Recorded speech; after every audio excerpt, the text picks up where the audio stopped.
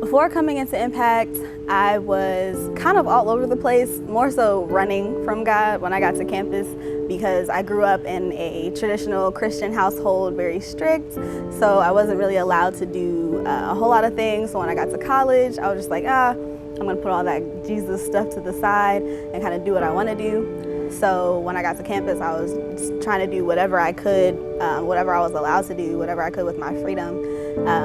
Not really considering God much, and I knew about Impact, but I was just like, it'll be there when I'm ready, I guess, just continuing to run. So the first time that I met Impact was my freshman year. I went to a meeting and everybody was so loving, and I was just like, ooh, okay, this is weird. Like, why do they love me so much? Why does everybody hug everybody? I just didn't understand why everyone was genuinely so nice. And so after that first initial meeting, I was just like, well, I'll come back to it whenever. But I remember my roommate at the time, my sophomore year, she was on the servant team, and she kept trying to be intentional with like bringing me to Impact and coming to the meetings and stuff like that. And I was just kind of in and out, still not really feeling it as much. But my junior year, the very first meeting that I went to was in the smaller room in the student center. And then Darnell got up and started talking about just intentionality and saying yes to God, but then also saying yes to Impact and the movement, and allowing God to come into your heart and just transform you. So from that meeting, I was just like, okay, I can be intentional. I'm gonna go to the meetings, I'm gonna go to gigs, I'm gonna go to events. All the things that I had said no to when I first got on campus, I went ahead and just said yes. And so from that moment of saying yes to just being intentional with the movement, then it just kind of sort of snowballed, but I didn't really expect it to, because I was not trying to be on the servant team. I was just like, I'm just gonna be a member, I'm just gonna be here, be present, but y'all can have like the leadership stuff and everything. So the process of me becoming the liaison is actually a really funny story. I was at the fall retreat when I felt like God had called me to the movement as like a servant team leader. I asked him how I could serve on mission and live life on mission, and he was like, Impact servant team. From there, I was just like, cool. I loved serving and had a lot of challenges. I definitely grew a lot as a person and in my relationship with God. I was looking forward to serving my second year just as a servant team member though, not as the liaison.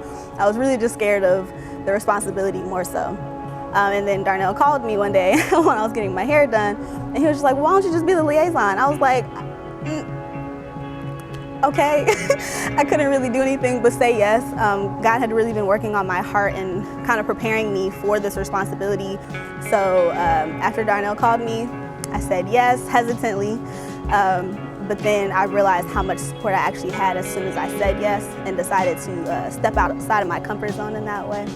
As a general theme of all I would say 3 years that I've served within Impact, God has honored my yes, even though I was scared.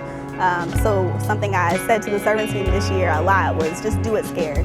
Whatever it is that you feel like God is calling you to do, He meets you at the edge of your comfort zone, and He shows you just how supported you are throughout the entire journey of whatever it is, even like outside of Impact. So now I just finished school, and I am graduating in August. Right now, my role has transitioned from being the liaison last year during the pandemic, which was tough, to now being an ambassador, more like outside support for those who were on the servant team this year. Post-graduation, I do plan on still being involved with Impact.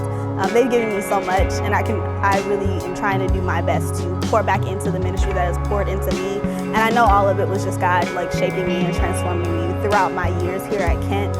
But I've built so many amazing relationships and grown so much in my relationship with Him that I'm not quite ready to like physically leave it yet.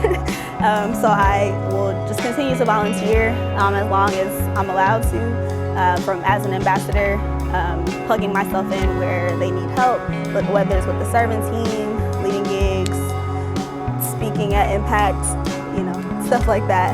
And then that's discipleship too.